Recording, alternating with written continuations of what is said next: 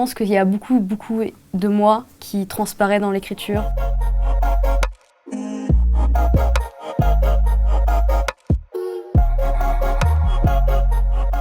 Quand j'étais petite, on me lisait beaucoup d'albums. Je crois que j'étais très tôt marquée par les mots et les histoires. Donc je pense que c'était les albums de Claude Ponty, avec leur imaginaire un peu débridé et ses jeux de mots, etc. Je pense que c'est un univers assez particulier qui m'a marquée très jeune et qui m'a montré, je pense, qu'on peut avoir une très grande liberté quand on écrit.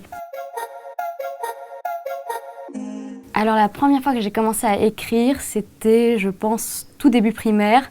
Je voulais faire un recueil de nouvelles qui s'appelait Animaux et compagnie. Et donc ma première nouvelle, elle faisait 2-3 pages, je devais être en CP ou CE1, et elle s'appelait Patouche la mouche. Et c'est donc sur une mouche qui voulait des bijoux et son ami était très embêté parce que il se retrouvait dans la police et il a, voilà, en gros.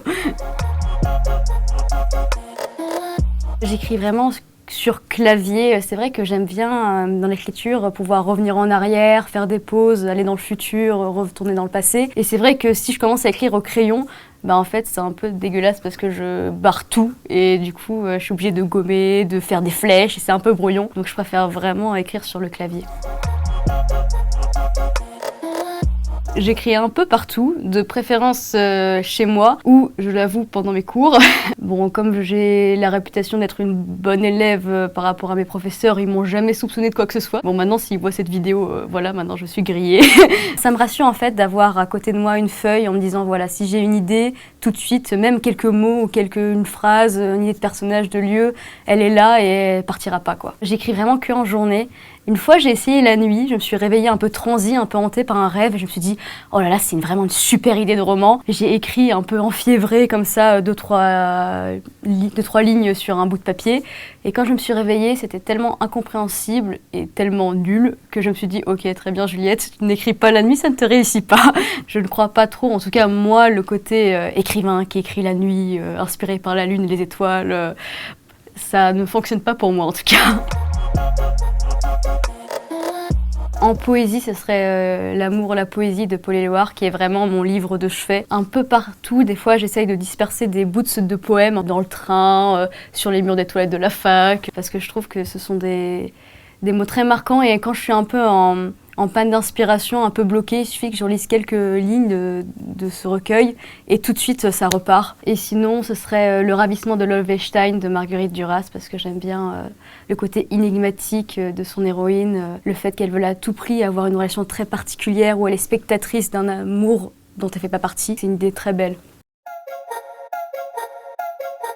J'ai eu la chance de vivre quelques mois à Kyoto, donc c'est vrai que je suis très fascinée par la littérature japonaise. Ces voyages passent surtout par la nourriture, c'est-à-dire qu'il suffit qu'on parle d'un katsudon dans par exemple des livres d'Ito Ogawa pour que je sois tout de suite transportée là-bas. C'est plus tout ce qui a trait à Kyoto ou au Japon en particulier qui me fait voyager directement. L'histoire de Nos mains dans la nuit, c'est avant tout l'histoire d'une fascination. Celle de Zoé pour Émilie. Émilie qui va grandir dans la maison juste à côté de chez elle parce que leurs deux mères sont meilleures amies. Et donc Zoé va être totalement obsédée par cette jeune fille depuis son enfance qui est très étrange, qui semble avoir des rêves prémonitoires, qui a un langage très particulier et qui surtout l'ignore. Zoé grandit avec cette amitié-amour qu'elle ressent pour elle. Et du jour au lendemain, Émilie et sa mère disparaissent, déménagent. Zoé questionne sa propre mère qui ne veut pas lui répondre. Elle comprend que sa mère et la mère d'Émilie se sont fâchées. Et donc pendant 6 ans, elle disparaît. Zoé est totalement paniquée. Elle sombre dans l'alcool. Elle fait des études de théâtre parce qu'elle ne sait pas trop quoi faire de sa vie. Et 6 ans plus tard, Émilie revient. Et donc elle se dit que cette fois-ci, maintenant qu'elle est une jeune femme, elle va avoir le courage de lui parler et de vivre pleinement leur histoire. Je pense les deux. Je pense que au début, j'écris plus pour rêver, pour m'échapper. Mais finalement, je pense qu'il y a beaucoup de moi qui transparaît dans l'écriture. Des thèmes qui me sont chers, comme le mal-être, la fascination, l'amour non réciproque, la poésie, un mélange de lumière et de noirceur. Et en fait, je pense que ça transparaît une réalité, en tout cas dans Nos mains dans la nuit, l'idée d'une... je pense que les chagrins d'amour et les amours non réciproques, les histoires qui marchent mal, ce sont quelque chose d'assez universel. Même si on peut rêver en écrivant, voilà, j'écris sur un monde qui se passe en Bretagne, avec des cafés un peu fantaisistes, avec un air un peu gothique, etc. Mais dedans, je pense que ça traduit une réalité qui vient de moi et qui vient de ceux qui m'entourent. Donc je pense que ce serait les deux. Voilà, ce serait ça ma réponse.